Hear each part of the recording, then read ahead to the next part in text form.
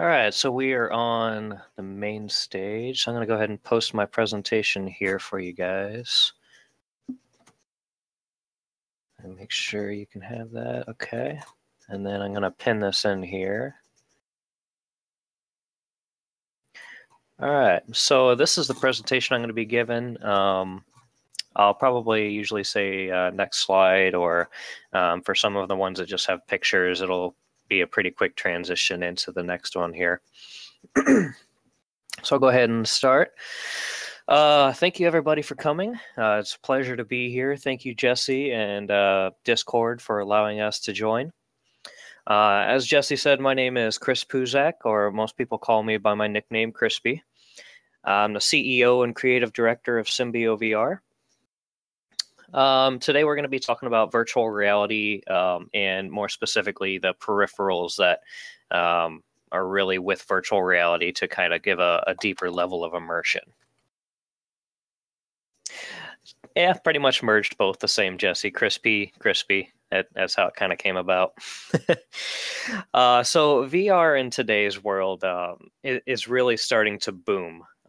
We've had virtual reality around for a number of years, but it's finally become technologically advanced enough that it's affordable in a sense for consumers to finally be able to get their hands on it and experience what virtual reality without having to be part of a research group or military, for instance. So this new wave has been brought on by Oculus, who was originally developed by Palmer Luckey. Facebook got in with it and bought them out, and now VR has really had I guess you could say, a second coming of VR. So on the next slide here, this is my personal kind of view on where virtual reality currently is. So virtual reality, I like to put in kind of the idea of consoles, especially here at a gaming conference, but the previous years we could say are the Commodore 64s, the NES, the older styles of consoles, where right now I kind of plot it right about the current era is about Super Nintendo and Sega era, meaning that we still have a lot more growth to go with the virtual reality industry. This isn't specific to graphics or anything like that, but just kind of the step up that you get from the different consoles and generations up to what we currently have today. On the next slide, I'm going to go into a little bit about the mobile virtual reality and what it's done for the industry. When Oculus was first growing, Google had put out a challenge there, and they created this Google Cardboard, which was basically a cardboard setup that allowed users to use their phone and create virtual reality. Very low cost. It was very highly effective of being able to get people out there and knowing what virtual reality was. It was kind of their answer to say that virtual reality doesn't have to be very expensive. Now, what that did is it allowed millions of people to be able to use a cardboard or go online and download the plans to be able to create their own. Answering to that, Oculus teamed up with Samsung to create the Gear VR. Now, Gear VR, in my personal opinion, has done a fantastic job of being able to get the on what virtual reality is. They did a really good campaign with the Samsung S7, and what it did is they gave basically a free headset away to everybody who bought the new phone. So you don't have to invest your money into the new peripheral, for instance. It comes free with the phone that most people are already going to be getting anyways. What this allows it to do is get it into the hands of the users, people who aren't very familiar with virtual reality, and begin to experience it and grow the user base of virtual reality compared to the couple $100 that you would be dishing out for a PC-based peripheral. It looks like Google has also been moving towards this as well with their new Daydream application, which they haven't really said much on yet, but it's going to be a phone-based application as well that they're going to be coming out with in the future. So virtual reality today, we've got a number of large companies that are invested in virtual reality. We obviously have Facebook with Oculus, Steam with Steam VR and the Vive, HTC, and even Microsoft is jumping on board with his consoles. PlayStation's got the PlayStation VR coming out in October, and even Google with the Daydream and a number of other things that are going to be coming out. So this kind of proves that this isn't just a fad, and that actual big name companies are investing multi-millions of dollars into these different devices or content, and even the peripherals that are going to be going with them. The number one thing about virtual reality is you've got to have a sense of immersion, and with this immersion comes the sense of perception and actually being in the world. You want to have a sense that you're actually in this other digitally created environment, and the world around you should ideally disappear and have you immersed in whatever this is. I know all the time I'll be on lunch with the Gear VR, and I get a number of people coming up and doing the hand wave in front of the Oculus set to see if I'm actually immersed or not. And usually I have no clue that it's happening, and most people tell me that they did it afterwards. So having this sense of immersion and blocking out the outside world is really the biggest goal of virtual reality, and to be able to maintain that is very important. On the next slide, the number one rule of virtual reality, and especially for developers, do not break the presence. Anything that breaks the presence can lead to disastrous results, such as making people sick, or just taking them out of their immersion factor will take away from the fun factor, or the sense that they're actually in another world, which is what virtual reality is supposed to do. Next slide. My number one virtual reality breaker is the wet dog nose. I've got a German Shepherd that will come up to me every now and then, gives me a bump on the elbow or something, and it instantly takes me out of wherever I'm at the moment and brings me back to reality temporarily. It is quite daunting sometimes that you'll suddenly get hit with it, and then it just kind of ruins the whole experience. One thing to note that I actually found interesting was every time I hop into virtual reality and my immersion gets to its fullest level, my dog actually comes over and kind of has this sense of panic about him, almost like he can detect the mental change that's going on within my head, and comes over to make sure that I'm okay still. So I usually have to separate myself from him temporarily so that I can actually enjoy my gaming or my immersion.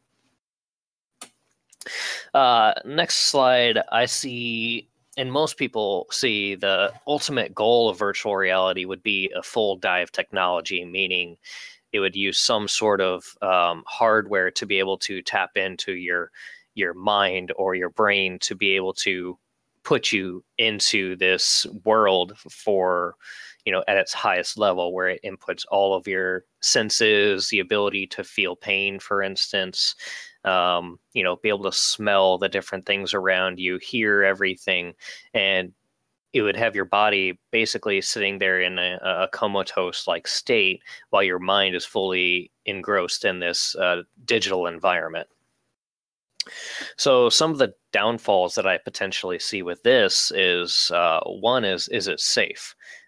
There's a number of different animes and books out there that suggests that hackers could potentially dive into this and ruin your experience and make it life-threatening to an extent.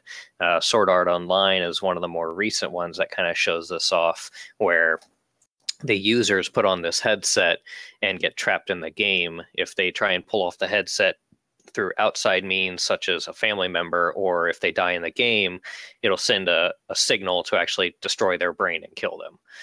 That's one of the biggest fears of this kind of technology. And the other, in my personal opinion, would be the lack of muscle use that would come with it, sitting in a bed, for instance, and putting a feeding tube in you while you constantly sit there and are enveloped in this world for long, long periods of time. Now, There are other ways to stimulate the muscles, but I feel that a physical setup is much more preferable, at least in my opinion. Now, some of the benefits of this would be physical limitations. So rather than somebody that's healthy continually wasting away from being engrossed in VR for long periods of time, it could help people that aren't as physically capable be able to enjoy a much richer experience than their day-to-day lives might be. A number of people with different handicaps could benefit from this immensely. Some of the other benefits could be mental therapies, to be able to come back from a traumatizing experience and use this virtual therapy to be able to connect with others or be able to go on adventures, whatever it may be, that could take these people and put them in a much more positive place and environment for them to enjoy. For the sake of this lecture, I won't really be diving into this much more, only because this technology is still quite a distance away, at least from my understanding. So what we are going to do is we're actually going to focus on the physical hardwares that are out there now that will be improving the setups of the VR that we currently have. So going into the first section, we have our head-mounted displays. This is kind of the main showcase of what virtual reality is. It's a device that you wear on your head that puts you into this other world through the sense of your eyes and head movements. So what they are is it's basically a display device worn on the head, could be part of a helmet that has optics and lenses that create a sense of having a full field of view into this virtual world, mixed with different tracking systems that allow it to follow your head as you move around. So some of the benefits from these is most of them completely block out your outside view and allows you to stay immersed directly into the digital world that's in front of you. For most high-end systems, it does have 6 degrees of freedom, meaning that no matter where you are, you can look around in all directions, and even if you move forward, backwards, or sit down on the ground or jump up, it will actually follow you with that as well. Things like the Gear VR, the mobile version, only has 3 degrees of freedom, meaning that you can spin your head around and look around, but if you go to stand up or sit down, the camera won't follow with it. Some of the drawbacks of the current technologies, the first one is a screen door effect. So because your eyes are being so close to the screen, especially with the lenses that magnify it, you can see some of the individual pixel blocks on there, which gives it what they are dubbing as like a screen door effect. Like if you were standing right in front of a screen and moving around, you can kind of see where these individual little squares reside. The visual issues, sometimes through development and the different headsets, we have what are called artifacts or visual issues. Depending on the type of display you have, the black, for instance, could be a pure black, or it could be like a digital faded black. Some of these can kind of throw off the sense of immersion depending on how it hits the user with different lighting settings, etc. Probably one of the biggest things to head-mounted displays is VR sickness and different people's tolerance levels for VR sickness. Doing things like taking the camera away from the user and forcing the camera to move around when they don't move their head is a very big no-no and will cause almost instant sickness. Other things such as just having not being built up to it. So some people can build up a tolerance to VR sickness where after they spend a little bit more time day after day in the virtual reality, they become kind of used to it and aren't as prone to it. As where other people, every single time they go in there, it may affect them, which is unfortunate. The next drawback is the cords. The Vive has an extra long cord that as you walk around has the potential to be caught up in. You could kick it, you could trip over it. It's a very big reminder as well when you happen to have it hit the back of your legs that it takes away from the immersion rate and puts you back into the real world, suggesting that you're not really in this virtual world, but you are standing around in the real one. And then one of the other drawbacks is the space necessary for some of these potential setups. The Vive requires up to a 15 foot by 15 foot square that a lot of people this day and age may not have that kind of room in their household to be able to set up something that large. The next thing is the input controllers. These are probably secondhand that people will use most likely with these head-mounted displays in order to put their inputs into a game. So it's really any input or any peripheral that has input mechanisms, no matter what they are, to interact with the virtual world that you're in. The biggest two that are out right now, well, the Oculus Touch isn't out, but it should be coming out here fairly soon. But the HTC Vive comes bundled, or the controllers come bundled with the headset, and has had huge success with immersion and the ability to interact with the world around you. It usually acts as a set of hands or guns, other controllers that allow the users to interact with their world in a one-for-one manner. They usually have 6 degrees of freedom, meaning they can go any direction with roll, pitch, and everything and be tracked.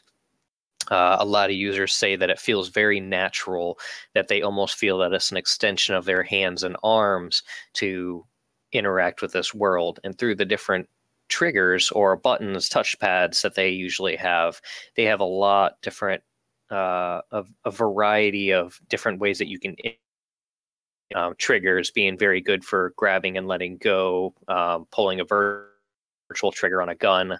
The different buttons allow you to interact by pressing things, and then the touchpads allow for the very fine touching. So being able to move around almost like a mouse pad would be for a PC. With this, you can easily swap in and out of play styles. So if you're playing one type of game and then you want to quickly switch over to a different type of game, it's very easy for these controllers to be able to swap all their inputs over to whatever experience you're joining into. Some of the drawbacks with these is it's almost like a block where it doesn't have your very fine movements like your finger tracking. The Oculus Touch does, but even still, you're going to have, you know, at least your pinky through your middle finger holding onto the controller with just your index finger and thumb interacting with whatever it may be. Some of the other drawbacks is depending on how long you're in the virtual reality experience, your hands and arms could eventually get tired from holding them up and interacting with the world so often. The next input device that I have here is the Myo. And this device is an armband that goes right up, right about your elbow, a little bit closer on the thickness of your arm, and detects muscle movements. So with these muscle movements, it can detect different, it has, I believe, 5 different inputs right now, such as waving in, waving out, spreading your fingers with your palm, clenching your fist, and double tapping with your finger to thumb. And what these do is they detect the muscle movements and are able to use those as inputs into a game, for instance. So some of the benefits with these is that it's hand-free. You obviously don't have anything in your hands that you have to grab and hold on to. It does only have 3 degrees of freedom, so it doesn't track the space that you're using it in, just around what you're doing.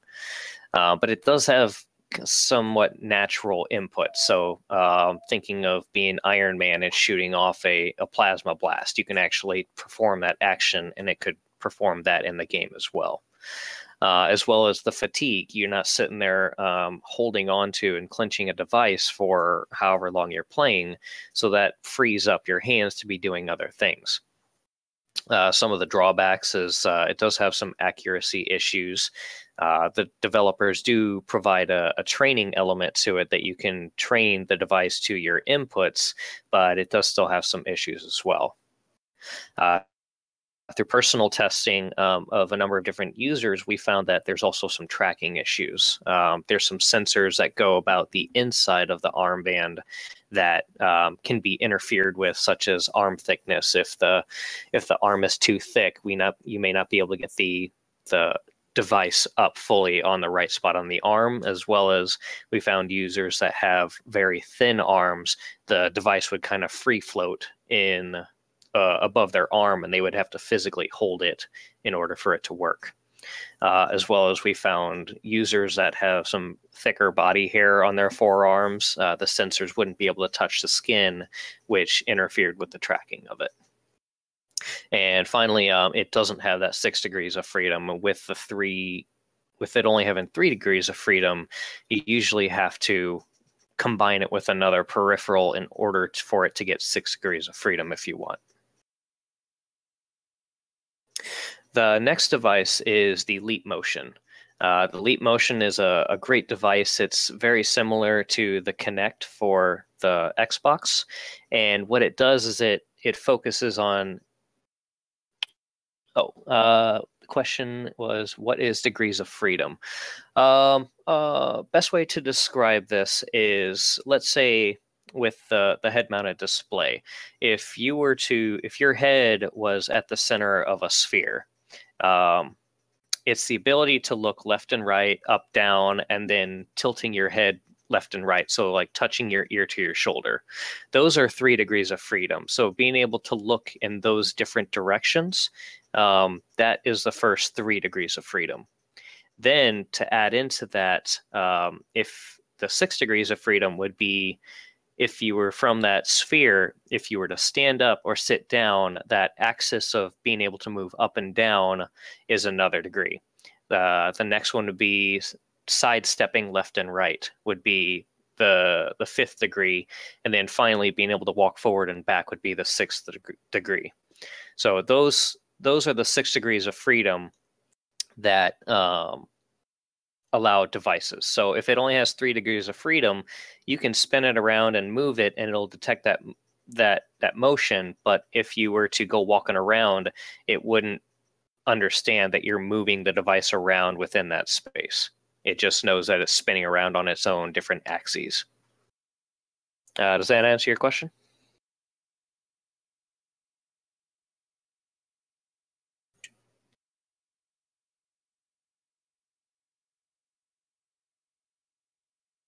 Okay, wonderful. All right, so going back to the Leap Motion, as far as virtual reality goes, what they do is they provide a way to set up this device onto the head-mounted display, and it has a camera tracking system that goes out in front of the user. And what it does is it picks up the individual hand and finger movements to be able to put virtual hands in there. So as you move your fingers and everything around, it'll actually translate those into the virtual world. So some of the benefits of this is obviously putting your hands into virtual reality. We did a setup at MegaCon last year that allowed people to do that, and they were able to interact with a number of different things within the environment, and it gives a very high level of immersion whenever it works properly to be able to see your hands in there and be able to move around. It's a very natural feel, and it is hands-free in the sense that you're not holding a controller in order to achieve this. Some of the drawbacks is the limited tracking area. If I were to reach behind my back, it would move my hands out of the camera inputs and would not be able to track that. So any actions I performed outside of the camera area does not translate into the virtual world. The accuracy as well. So since it is camera-based, anything that gets moved behind what it's trying to track will not be tracked. So if you were to put your hands together and mesh your fingers, it usually has issues trying to figure out which finger is which and how they're interacting with each other, which can be very disconcerting when you're in the virtual world and your hands start flopping around like a fish, for instance, because the tracking can't figure out what's going on with your hands. there has to be an optimal lighting setting. So unless you're in the right conditions for it to be able to track your hands, or if you turn the wrong way and you move into a shadow, for instance, that can also interrupt the accuracy of the tracking as well. Background interference. I notice as I'm sitting here at my desk and I've been trying to work with it, different objects that are sitting around my desk get pulled into the virtual world, and it tries to figure out how these things are actual hands that it's supposed to be tracking rather than looking directly at my hands only. So every now and then I'll get a third hand that pops up in the distance and starts flopping around like a fish because it's trying to figure out what it is and how it's supposed to track it. And finally, I notice as I use this device for quite a long time, in order for it to track, you have to have your hands within the field of view for it. And holding your hands up for long periods of time can get quite fatigued. The next one, which is probably one of my favorites, is a device that's coming out called the Striker VR. Now, this device is basically, think of like an assault rifle style weapon that it has realistic recoil in it, has the ability to change what type of different device you're using, whether you're going to switch between a shotgun or a plasma rifle or an assault rifle. It has the ability to detect these within game and then translate that into different rumbles or feedback or recoil. So the benefits to this is obviously the feel of a real potential weapon for a first-person shooter or whatever it may be. They're currently working on it now, but they're adding in a 6th degree of freedom for the weapon. So as you move it around, it'll actually be tracked within the virtual world. I also hear that they're going to have a shoulder strap in there so that when you aren't wanting to use the weapon, you can kind of swap it around to your back and then use other inputs, whether you grab some Vive controllers or use the Leap Motion to be able to interact with your hands. It has the ability to quickly swap out for something like that. Really, the only drawbacks I see with this style is maybe limiting your play style. So unlike the Vive controllers or the Oculus controllers, where they're very interchangeable with different experiences, if you're going to use this device, there's only a certain set of kind of gameplays that you can use this with. And the last one that I'm kind of going to go over is the Emotive Epoch. This is another device that I've personally used, and the idea behind it is that it reads your mental brain waves and is actually able to understand how you're thinking in different ways and translate those to inputs through using your mind. So think of the Force in Star Wars, being able to manipulate things with your mind. It is hands-free. Obviously, you're wearing this on your head. It gives a brand new level of play style. Epoch, I forget the technical term for Epoch. It's some sort of brain reading technique. I can check on that real quick.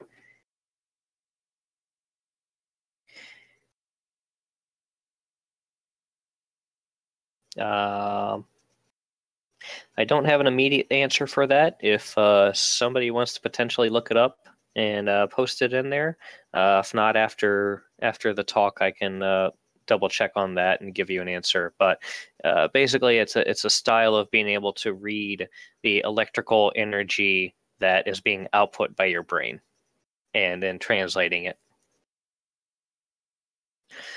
So going back to the slide here, it is a new play style for video games. So imagine being able to, do a force push or something like that and add in a new element of being able to play a game.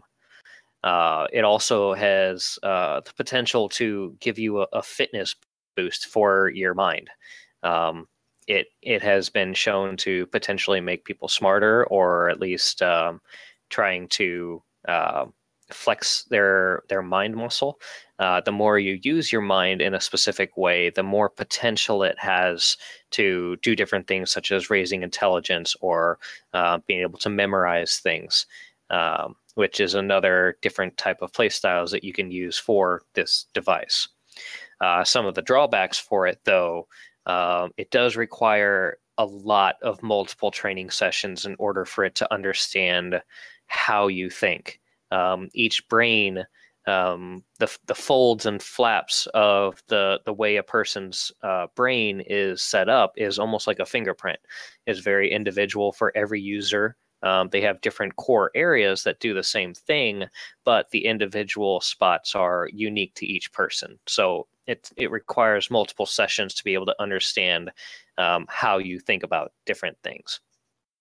It is kind of a painful setup process, not painful as in it hurts, but the current one that's set up requires what's called wet sensors. So you have to input all the sensors into the device and then use a saline solution to wet the sensors, and then the sensors have to actually touch the skin of the user. So you have to kind of part your hair, make sure that it's touching properly, and then from there you can kind of continue. So the setup takes quite a while, and then you have to take it all down whenever you're finished with it because you don't want the sensors to dry out. There is a secondary device that's coming out. You can see in the picture before this called the Emotive Insight.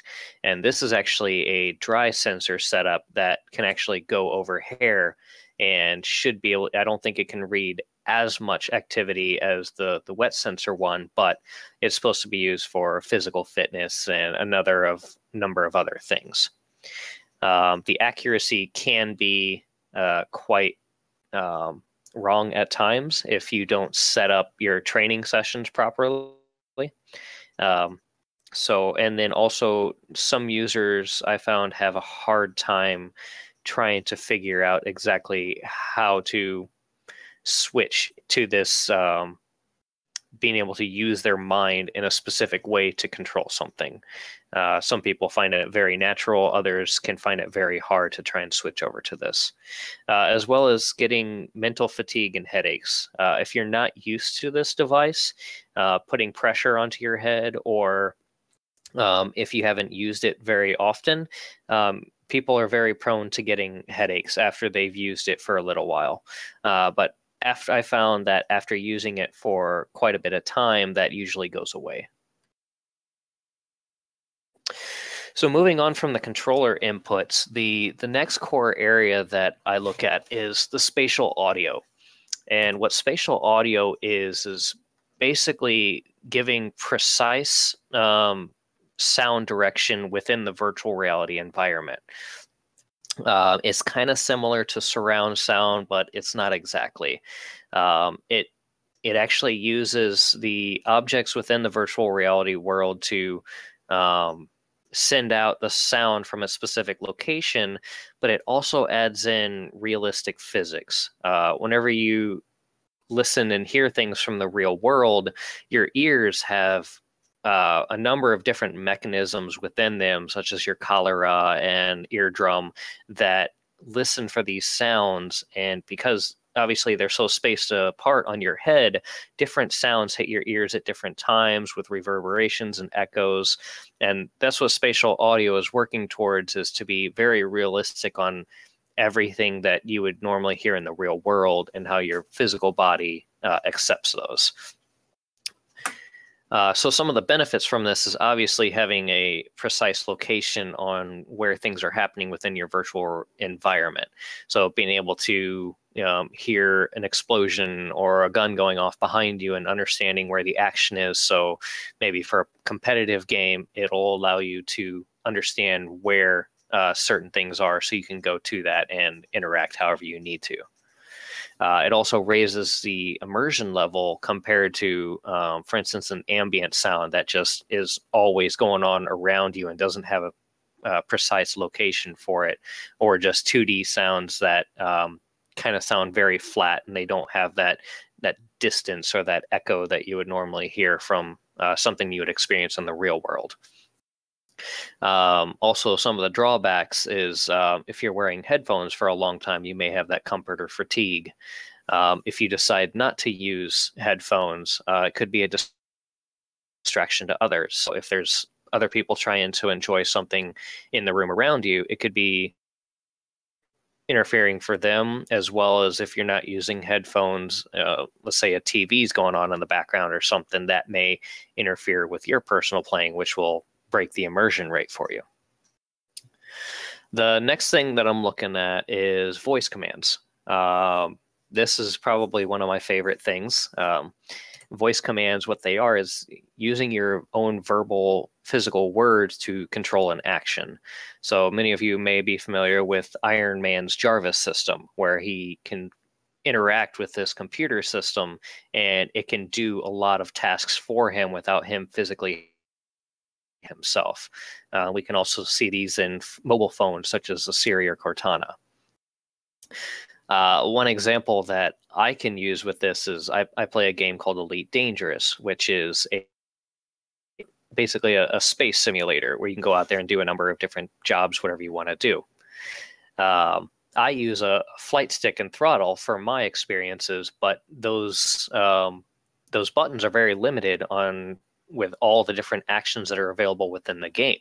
I use voice commands to supplement these. So, preparing for takeoff or readying my weapons, switching to different weapon sets, whatever it may be. I find it faster than trying to find a button on a keyboard to be able to switch out, especially if I'm into virtual reality. I don't want to have to lift my headset up to find where this different key is. I can use voice commands to quickly and easily be able to switch over to whatever I need. So some of the benefits with this, obviously it works with a microphone on your voice, so it's hands-free. It works as supplementary action, so something that you may not be able to get to, and is very quick, is quicker in some cases than being able to have to try and figure out what button does what if you don't have that muscle memory from your fingers touching it. Some of the drawbacks I found is the precision of the words that are spoken can obviously improve. Sometimes I'll say think, and it'll think I said thank or something like that, and won't actually perform the action that I'm wanting to. And if there's any other noise within my surroundings, it'll usually pick up on that, like somebody talking on the TV in the background might interfere with it, and that allow me to complete my actions. The next set of peripherals I'd like to look at is motion capture, or for short, mocap. And what this is using different tracking systems. There's a lot of different ways. Some of them use camera systems, some of them use internal tracking. But what it does is it tracks body movements or motions of other objects and translates them into a virtual world. So most of it is used for the personal body. They'll put points all across the body, one for the elbow, one for the palm, one for the knees, and it'll be able to track how a person's body is moving.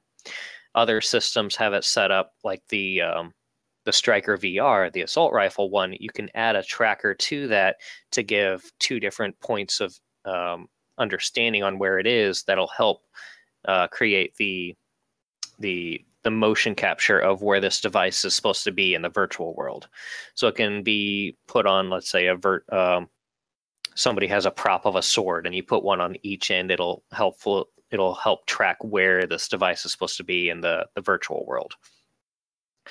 So some of the benefits with this is implementing physical objects into the virtual world, whether it's your body or another object. Has a huge impact on immersion. So being able to look down at your feet and actually kick them around, or moving your arms and legs, kind of gives you the sense of being that avatar that's in this virtual world, as well as presence. If you're, instead of just being a floating head looking around and interacting with a game controller, for instance, you can actually use your hands and arms and legs to kick a soccer ball, or be able to touch a button on a wall and change something within there. Some of the drawbacks, depending on how your setup is, could have accuracy issues. you actually have to physically, in most points, wear an extra peripheral, which may be uncomfortable for some people. And then there is the opportunity for having bad tracking, whether something interferes by moving in front of the sensors, or let's say one of your trackers goes bad and it can't pick up what that is. That could interfere with the immersion rate as well. The extension to this, going a little bit further, is the mocap gloves. These devices are very similar in nature, but what they do is they are very specific to the hands and fingers to be able to put those in virtual reality. So the benefits of this would obviously being able to see your hands and fingers interacting with it. So being able to point or touch an individual button instead of having a full hand hitting something. In most of the gloves I've seen have vibration in them that give feedback. One of them has actual force feedback, which hand movements from going further than a specific point. So if you were to reach out and grab a virtual ball, it would stop your hand from moving past a certain point to give you that feeling that you're actually grabbing that object. And then I even saw one of them has what's called a bladder option, which uses air to fill certain bladders to give that feeling of pressure on the hand, almost like a sense of you're grabbing something in that sense. The drawbacks of these, all the ones that I've seen don't really as a freedom. They're only 3 degrees, and you have to have some other combination of tracking system to get that 6 degrees of freedom, whether it's a mocap suit or the Leap Motion, for instance. And the other thing is each glove I've seen has its own unique entity or mechanic to it, and there's not one glove that has all of these things integrated with it completely. The next set of peripherals that I like is the Omni treadmills. Now these devices basically have a ring around your waist and have a low friction surface to them. So you can actually, the bladder options. What those are is they have a line of clear tubing that goes into the glove. And what it does is through different parts on your hand and fingers, it'll pump air into a bladder, like a little air pocket thing, and it'll actually fill up to give a sense of pressure against the skin that something is being touched, for instance.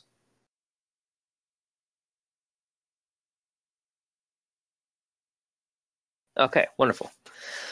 All right, so these treadmills, we talked about the body ring. So the body ring allows you to turn around in 360, and then the floor allows you to walk, and it's very low friction, so your feet kind of slide over the top of it, allowing you to walk in any direction for as far as you want.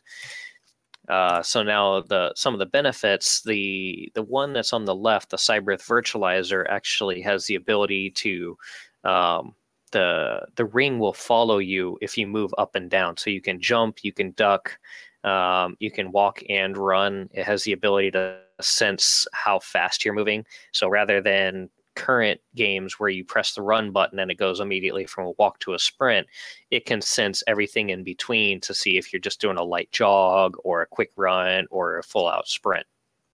It also has the ability to lock at a certain point.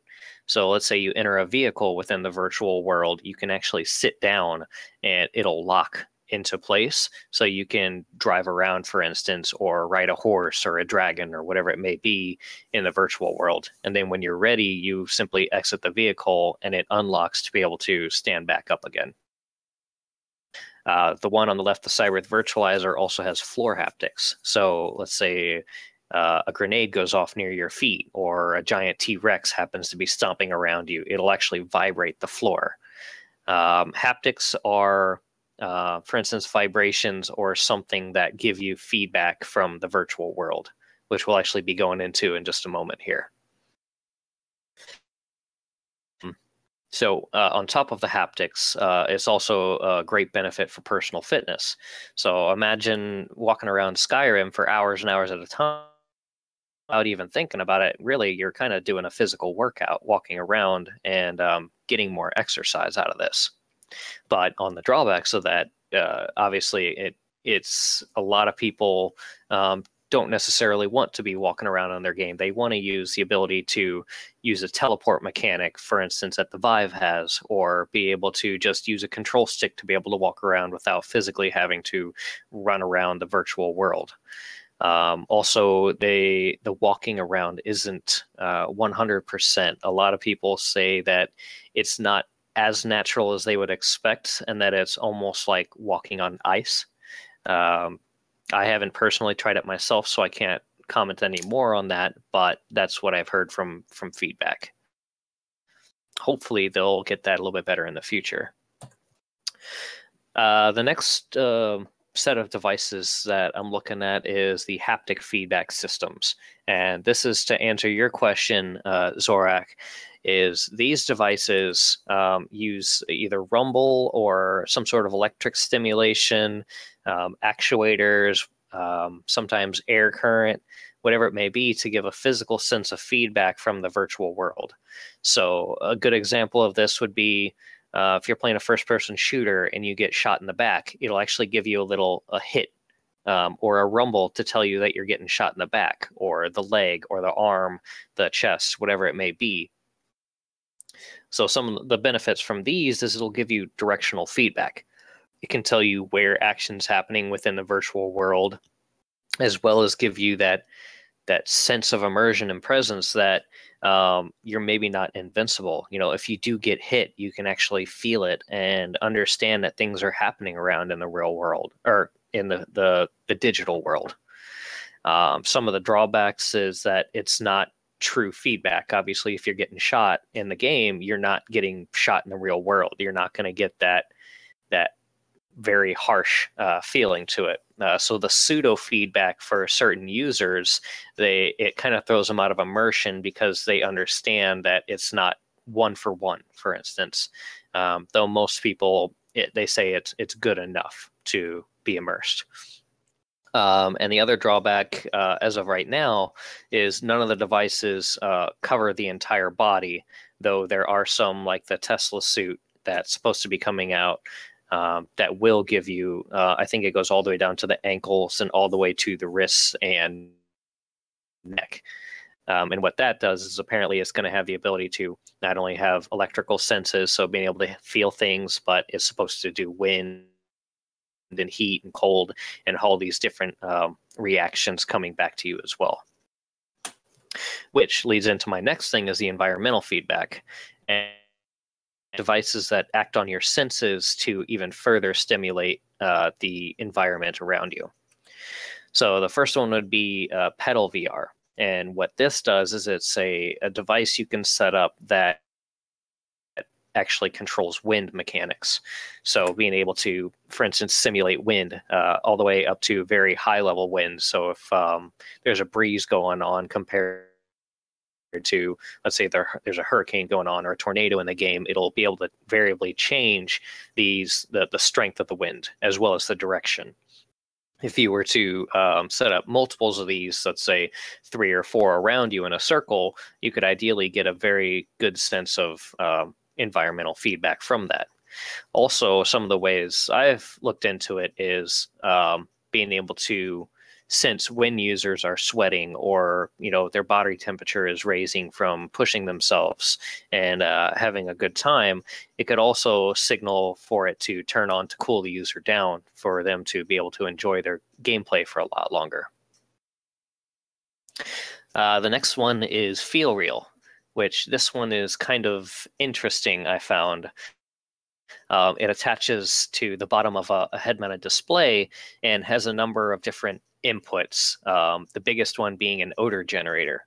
So it has a number of different vials in there with different smell combinations that allow you to smell an ocean breeze or sulfur or different things that are around you. It's says that through multiple combinations, it should allow you to be able to smell multiple things around you in different environments. It also has a water mist, so let's say something splashes near you, that kind of 4D of some of the amusement park rides where they'll splash water on you at a certain time within the ride to give you that sense of that extra layer of immersion, as well as it has hot and cold air. VR, pull my finger. Yeah, that's some of the fears that I have for that one. But yeah, it also has hot and cold air as well. So let's say you walk into an ice cave, it's potentially supposed to cool down your face area. Or if you walk into a magma chamber, it's supposed to heat up the area around you. So you get that feeling of changing of temperature from the different environments. So the benefits, obviously, you can smell your environment with the different combinations and the hot and cold. But the drawbacks is there's obviously limited combinations at the moment, so you won't be able to get everything. They're going to have to kind of direct their gameplay around what these different smell combinations would be. The scents will eventually have to be replaced, which equals cost. And this I'm not 100% sure of, but I've heard in previous smell-o-vision kind of devices, the plastic can eventually start to absorb the smells, and rather than having individual scents as you go on further and further, they can all kind of get jumbled together into one, and you'd have to replace your device. And then another thing is the hot and cold, typo error there, but heat and cold isn't sensed across the entire body. It's simply done straight on the face. And that, to me, is a drawback because you're not getting fully immersed.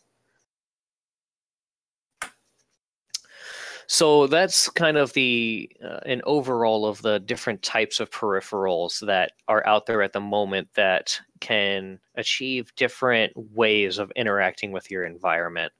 There are really a lot of different ones out there, which could be subcategories of the ones that I covered. But I could sit here and probably talk for hours and hours about all the different peripherals and what each of them can do for the industry itself. And probably within the next month or two, there's going to be another 100 or so that are going to be coming out. So really, these are kind of the ones I wanted to cover were an overall encompassing of the different styles that could come out, and then what hopefully we could see in the future from all of those different ones. So for the future of peripherals, I see it being very similar to, well, and this is for not even peripherals, but for VR industry as a whole, similar to the timeline of gaming consoles, where you have many different startups that are popping up right now. It's booming. Everybody's wanting to get in and create their own unique idea and entity of how to enhance virtual reality. I see this growing for probably a number of years. I'd say at least 5 to 10. From there, we're probably going to have a lot of buyouts and mergers, such as, Facebook has already acquired Oculus, and they've integrated a number of other companies within themselves. So just like we had the console wars, where now we basically have the three dominant ones, you got Xbox, PlayStation, and Nintendo. I see this happening in a very similar fashion with the virtual reality, where we'll have a minimum number of the major competitors out there with third-party peripherals being able to integrate with these. So, with your Wiimotes, you had all the different things that made it look like a sword or a racket that you could enhance your gameplay with that. I see the major peripherals that have a lot of integrated things within them will come out on top, and the ones that have only one or two unique things to them will probably fall a little bit more on the wayside or get bought out. So that is my talk for today. I hope you all have enjoyed it and have given you some insight into the different ways that VR can be enhanced in the future and the direction that I see virtual reality going. So I'll now open up the floor to any questions and answers, and about a half hour left. Is that right, Jesse? Okay, awesome. So have at it, guys.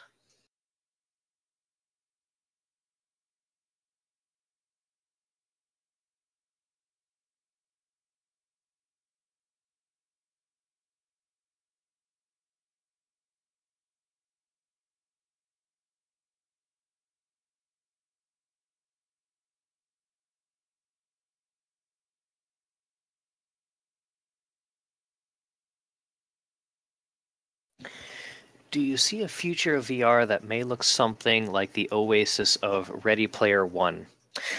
That I do. Right now, one of the biggest things about VR is they're taking their baby steps. They don't want to go too far. You don't see AAA titles coming out right now, games that are going to take hours to play. And the reason for that is they're still learning. They're trying to figure out exactly what works and what doesn't work with virtual reality, whether it's making people sick or interactions. They have to build new mechanics with all the different devices that are coming out. You can obviously still use a headset and like a 360 controller to control these different things, but is that really what VR is? And is that how people are going to want to play? They're still trying to figure all this out. I think once they come up with a good core set of mechanics and ways of how things can be interacted with, that's when we'll really start to see the different games popping up and how we can go forward, whether it's going to be a 5-minute experience or something that people are going to be playing for hours on end. From there, it's really up to the developers to make sure, one, that they do it properly so they don't chase people away from VR. And then two, being able to have the time to build something up to that scale of a world where you have an entire universe of different planets and MMO style characters coming in and interacting with it.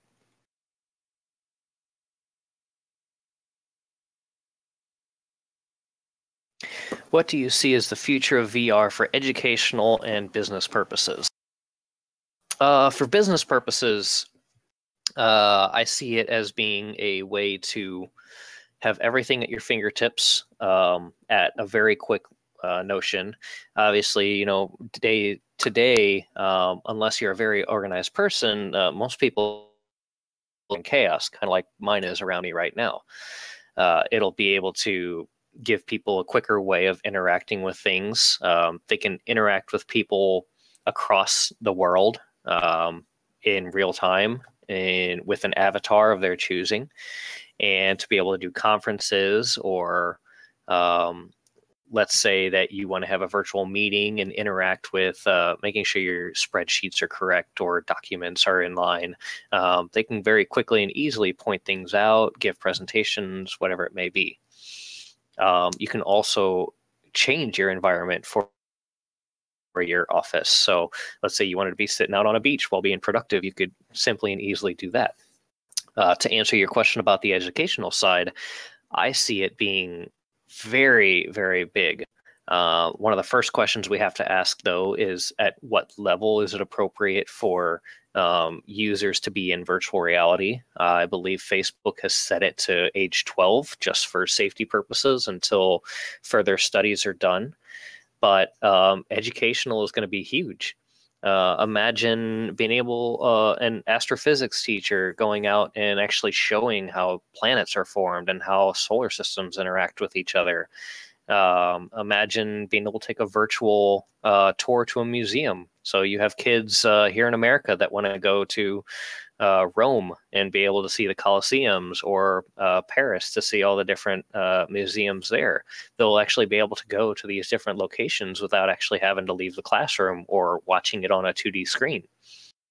As well as just the ability to visualize different things, math problems or fractions and stuff like that, being able to interact it with a hand and being able to learn on their own way.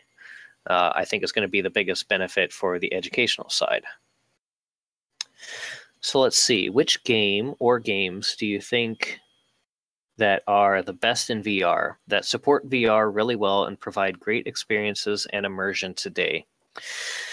That's a good question. For one, I would have to say graphics in a way really don't matter as far as experience goes. Now, if the experience is showing off amazing graphics, then that's different. That is one thing that is very important. But you can use blocks and squares. But if it's very immersive, a shooting gallery game where you have blocks pop up and you're able to control a gun and shoot these different things as they're moving around, the experience is still there, whether you have high graphics or not. That level of immersion is still going to be there. The only thing that the graphics does is make it pretty. I have not had a chance due to technical limitations to try any of the new ones, but the users that I've seen on Twitch that have the Vive, for instance, most of them say that the ones that replicate real life type of interaction. So, for instance, there's different arcade ones where you play the arcade games, such as shooting basketballs in a hoop in a short amount of time, or being able to play like a whack-a-mole kind of game. Those are the ones that I believe are going to be very good at immersing people, because it's something that they are very familiar with. You don't have to teach them how to do these new actions. They inherently know in their brain exactly what they're supposed to do. Throw the quarter in there, pick up the mallet, and start whacking away. And then as soon as you whack the wrong one, it's going to give you a penalty, and you're going to have to, you'll learn from it very quickly without having to be told. So yeah, I find it funny that these exact sentences were said a few decades ago with the introduction of computer. Yeah, so it's another one of those things where, as we're in the baby stages right now, and eventually I see VR and AR being very commonplace just in the world around it. Any workaround in VR and HMDs for people with glasses? Didn't quite enjoy my experience last time. I tried it because glasses. They are working on that. Different head-mounted displays that I have seen, some of them have individual adjustments per eye. So you're able to not wear your glasses and be able to adjust each individual eye. Some of them are being more friendly with the ability to place glasses within there. I personally wear contacts, and I usually don't wear my glasses during my VR experiences just because it has been a hassle. So I don't use them very much. But I do find that whenever I need to use my glasses, it also depends on the shape and style of glasses you have. Mine just happen to fit right into the width of it, and I can put them on there. If you have big bulky frames, though, it may not be as comfortable for you. So they are working on it, and I see future of it being to where most likely all of them are going to have the option to have it glasses free. Your story from this talk about VR was pretty interesting, even in my time zone, a very late hour. Oh, well, thank you very much. I appreciate you sticking around. Would have guessed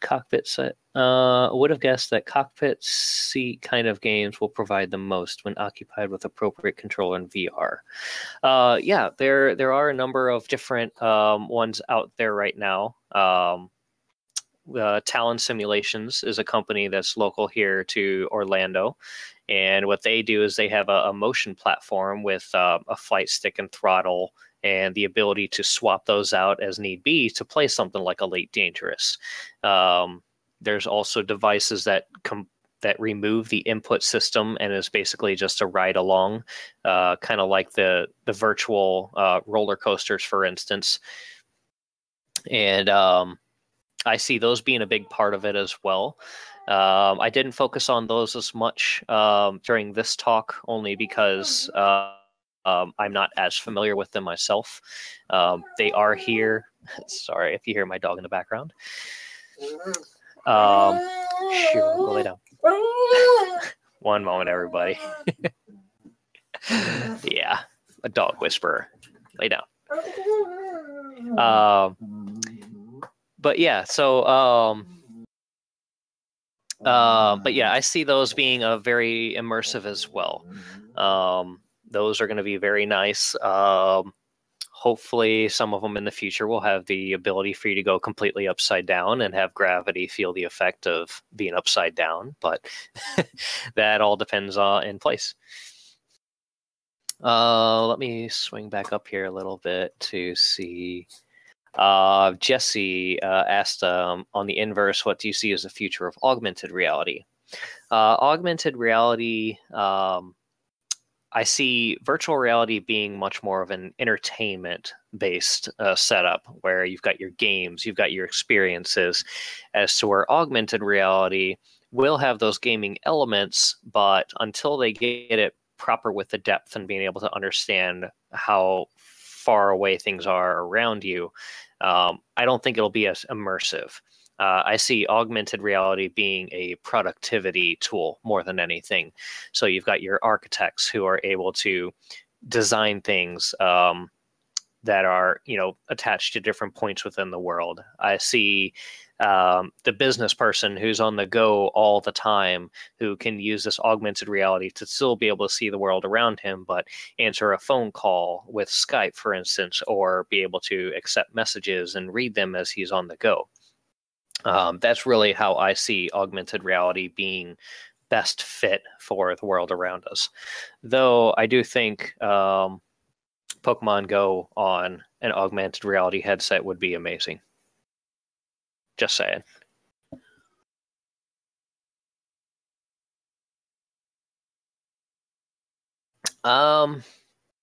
Could imagine if in the future would be a VR for animals and dogs. I actually don't think that would be a good idea. And the reason for that is because animal minds are different than humans, which is one of the things that sets us apart. Not to say that animals aren't intelligent, but the way their mind works and the choices that we are able to make compared to them, and understanding that we are in a virtual world is much different than an animal. Dogs, for instance, have a very set mental way of thinking that is different from a horse or a cat is, for instance. And, I don't see it being very good for them. Now, also, I've seen they've talked about raising chickens and putting the little VR things on there. So to the chickens, it seems like they're in a different environment, which in my opinion is another form of cruelty, where they put them in these devices and make them think everything, and then they still become dinner food. Yeah, I think a lot more studies would have to be done on it before we could officially say that dogs and cats can go into the virtual world with you. Do you see chickens in VR? Of course, that's going to be somebody's going to run over like like Link from Zelda and start whacking at the chickens to get them pissed off at you. Do you see the future of arcades as VR hangouts? Not necessarily coin-op Chuck E. Cheese, but more like a lounge.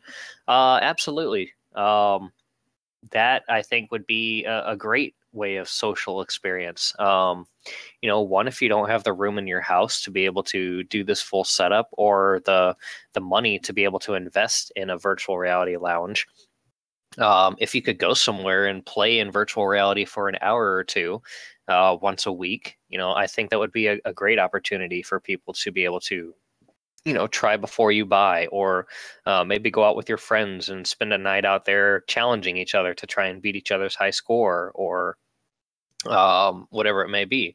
So yeah, I see that a lot.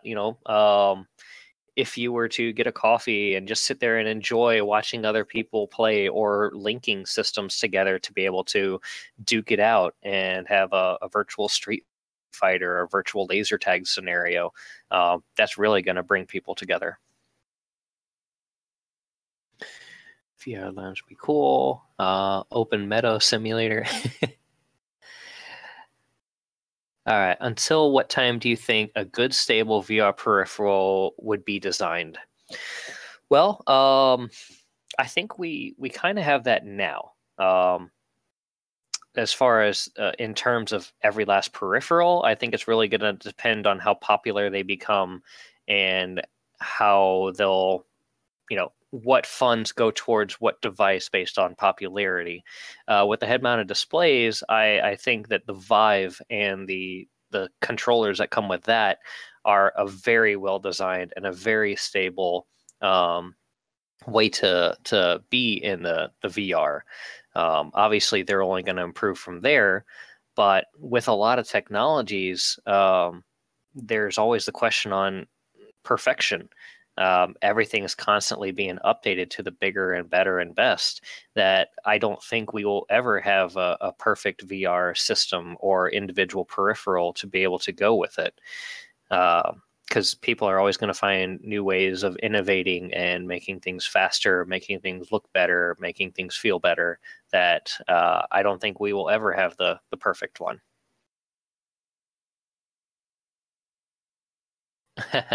Do you think that we are in VR like chickens while someone is growing us for food? Okay, going into the whole Matrix discussion. No, personally, I don't think so. I'm not saying it's impossible, but there's I don't think so. Though in the future, whenever we get into the full dive, that's when I would probably start to question it a little bit more on what exactly real and what's not. Any opinion for VR giving way to people with disabilities like sense of sight, smell, taste, or touch sensitivities? Yes, actually, Rizal, I think that once we perfect on how to get these 100% for, I guess you could say, normal body types and people, that we will start moving into those different areas. So I could see VR treadmills coming out for people that are in wheelchairs.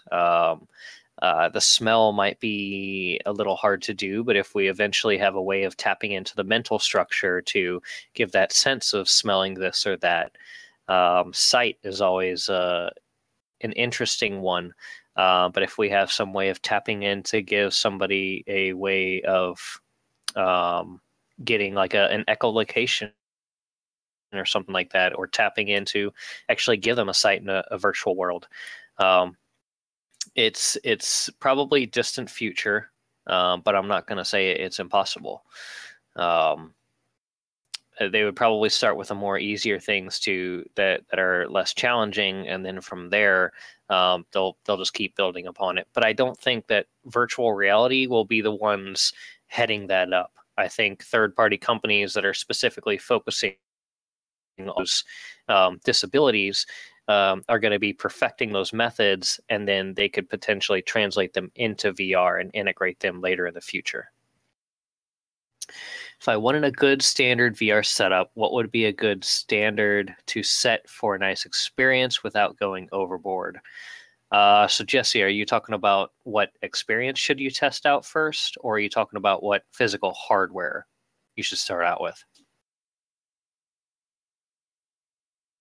Peripherals hardware.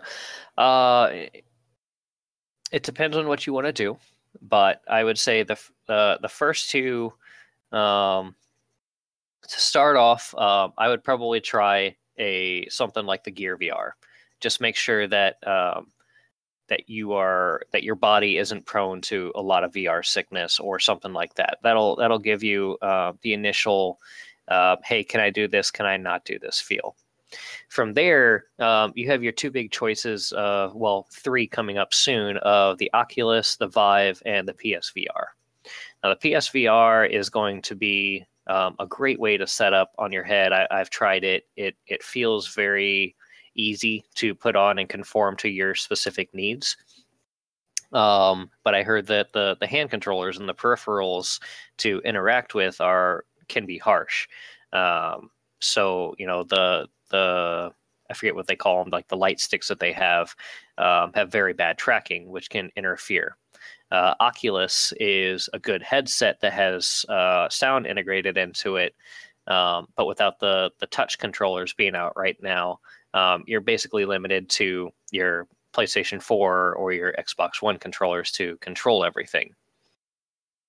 And my best choice right now would probably be the Vive. Not only does it have the head tracking down, it also has the space that you can walk around in. And it has the hand controllers that are very immersive, very intuitive, and very easy to use. That would probably be my best suggestion. All right, 10-minute mark, everybody. 9-minute now.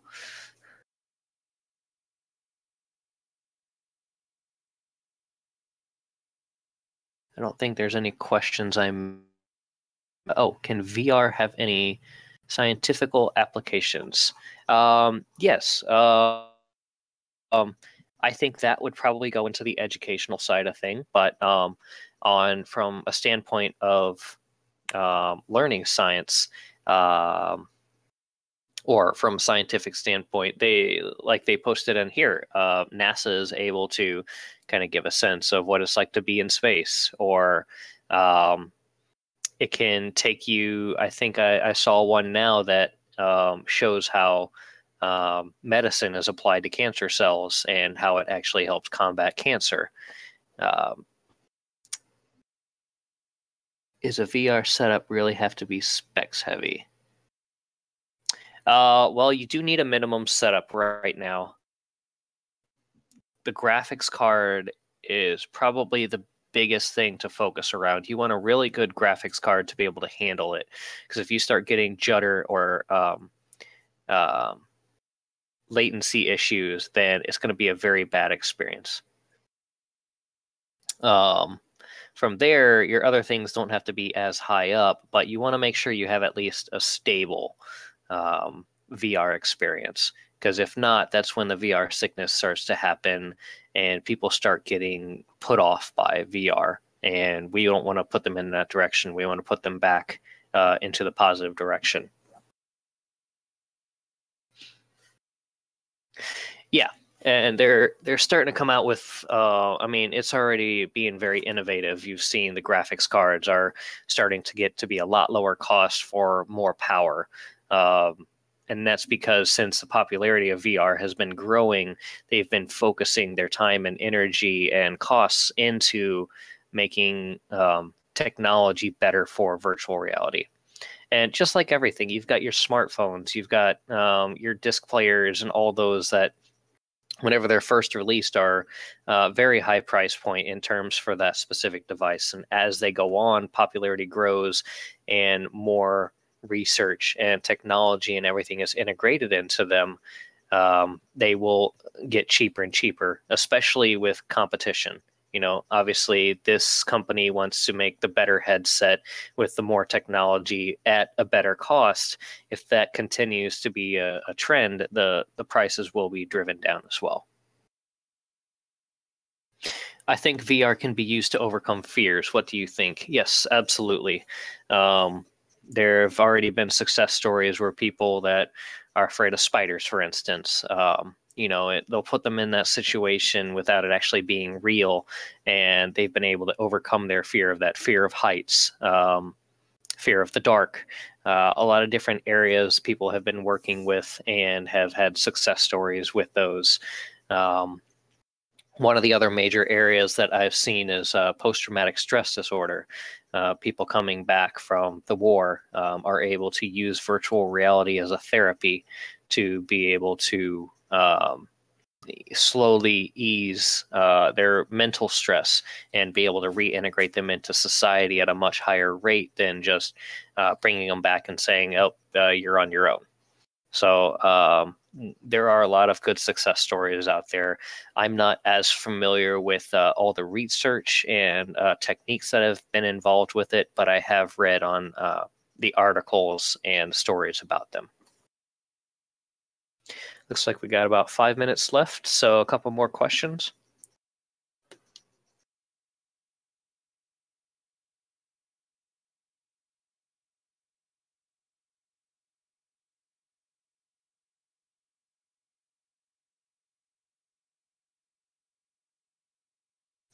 So can I just get a set of hands? But who all has tried some form of virtual reality lately, or really ever?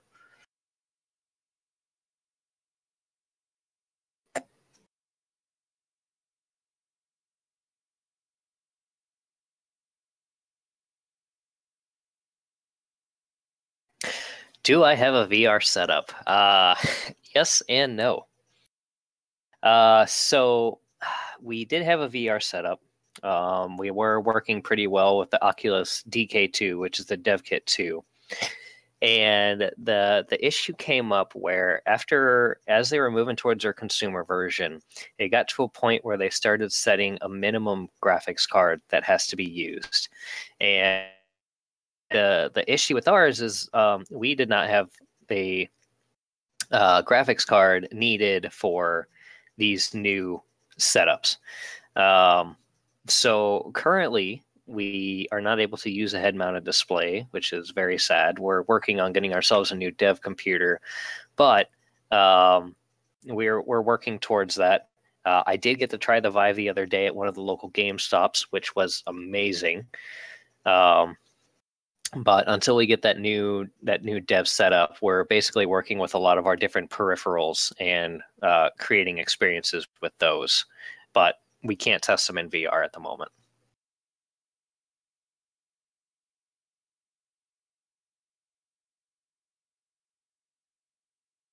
One of the other issues is we could have backtracked and continued to work with the DK2, but because we had been in Windows 10 for more than 30 days, we couldn't backtrack to Windows 8. And the older ones were not compatible with Windows 10. So we are kind of in that middle, we're kind of in that middle ground of being screwed.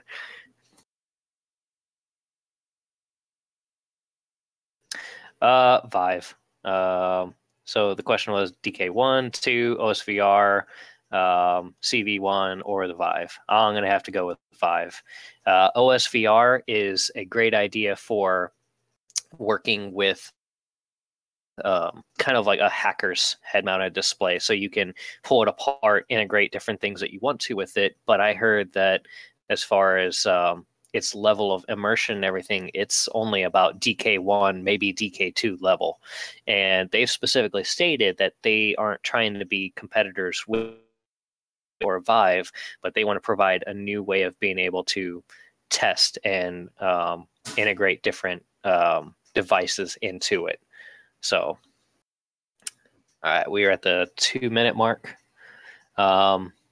Just to kind of continue on your question, I like the Vive because it has the full setup. It has a very powerful store with it. It's got Steam, which Steam, millions and millions of users are on. They're already familiar with it. And, Valve has a very good setup going forward for virtual reality.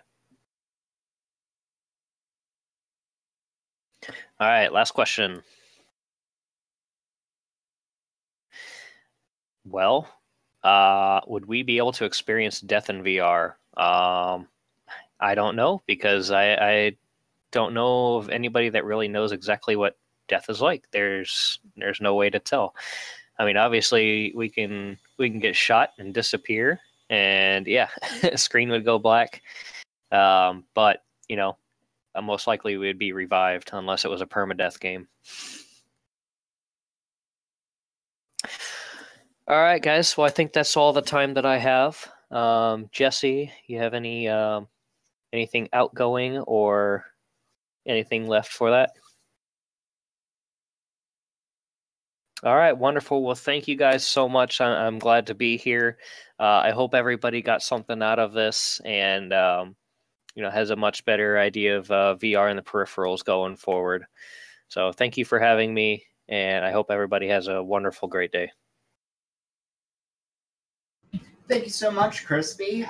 This is Jesse coming back to you here. We're going to keep things moving because we have another speaker that will be coming in, a legend of the industry. He'll be back in just a moment. Give us just a minute to prepare.